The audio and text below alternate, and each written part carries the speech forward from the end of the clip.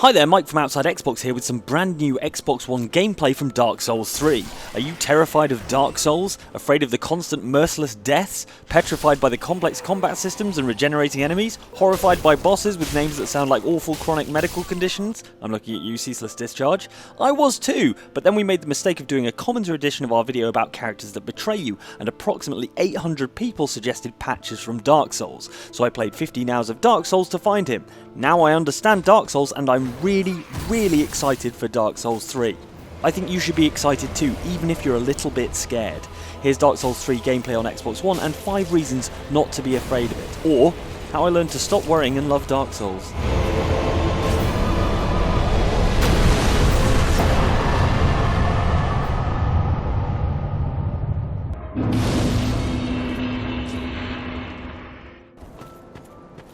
The first reason you can relax a little is the brand new Firelink Shrine, your home base and the location of your second proper bonfire checkpoint. If you're getting repeatedly murdered by giant blob monsters or angry scarecrows, this is a place where you can come and take a load off. From the very beginning, the option to level up, repair equipment with trusty blacksmith Andre, and generally lick your wounds is available in the Firelink Shrine.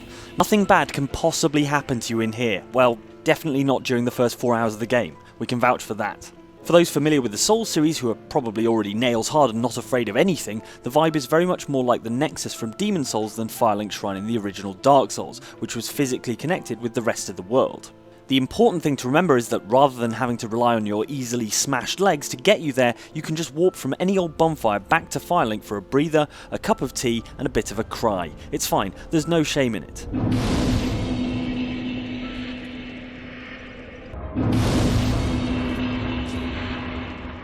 When you create your character, Dark Souls 3 offers various different classes to suit different playstyles. They all require you to be patient and measured, so none of them are going to turn it into Devil May Cry, and you can always tweak your attributes along the way, but they do allow you to tailor your starting character to your preferred approach to combat.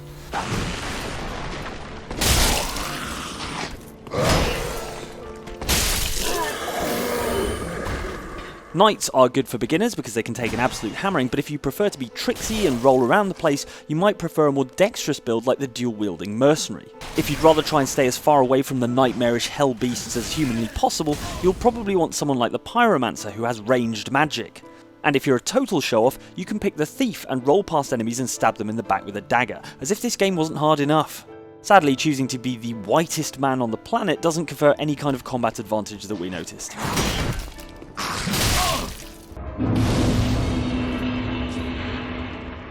Alright, Dark Souls does a really good line in giant, horrifying enemies, but really the series is just the master of the psych out. You see an enormous enemy that looks like it has just hauled itself straight out of your nightmares, and you're immediately panicking, waving your sword around like a feather duster. Of course you're going to get clobbered.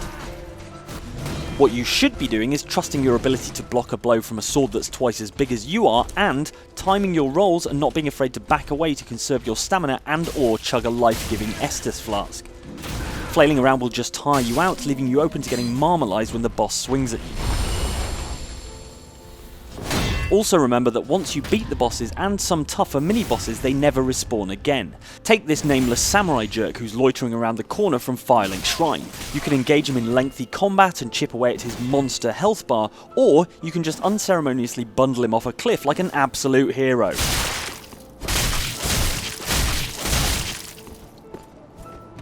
I am the chosen one who will bring peace to this land. Either way, he never comes back and you get his sweet Uchigatana sword, which is a fan favourite from the series. Oh, and you can have his grotty loincloth too, if that's your thing. This disgusting dude does respawn, but if you can sprint in and land a couple of successful heavy attacks, you can neutralise him before he does his impression of that one dream you had that woke you up in a cold sweat when you were 6 years old.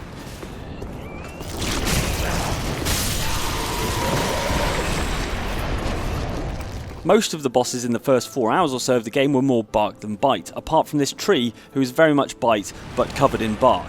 Still, think about how satisfying it'll be when you finally hack that thing into a huge pile of firewood.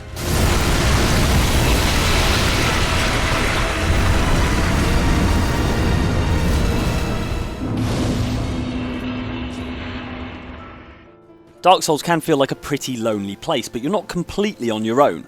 For a start, the famous messages return, where other players leave you helpful pointers and warnings around the game world. They're constructed from a series of preset phrases, but there'll be at least one occasion where they save you from an unforgiving insta-death.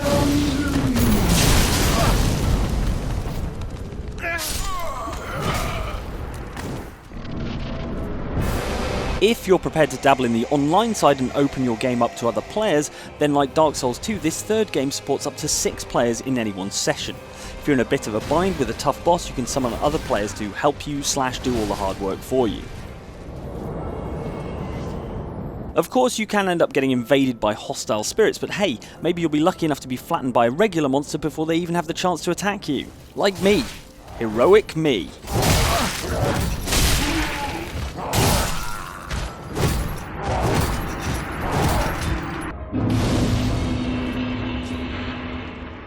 The final reason not to be afraid is that if you're too scared to play, you'll miss the stunning scenery of the Kingdom of Lothric. This really is an exceptionally beautiful world to explore, no matter how slow the pace.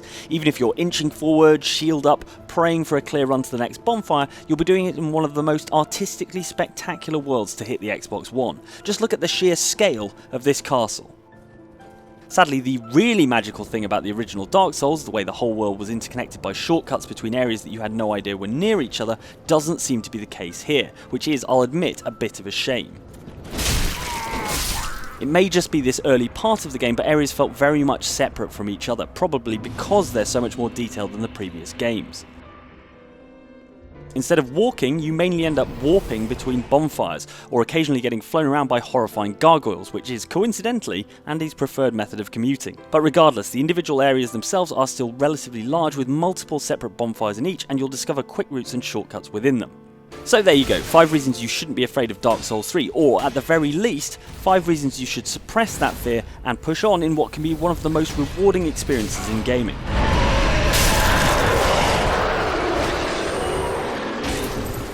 Yes, the journey is long, yes, there will be painful moments, yes, you may even destroy a controller, but it'll all be worth it. Probably. Don't quote me.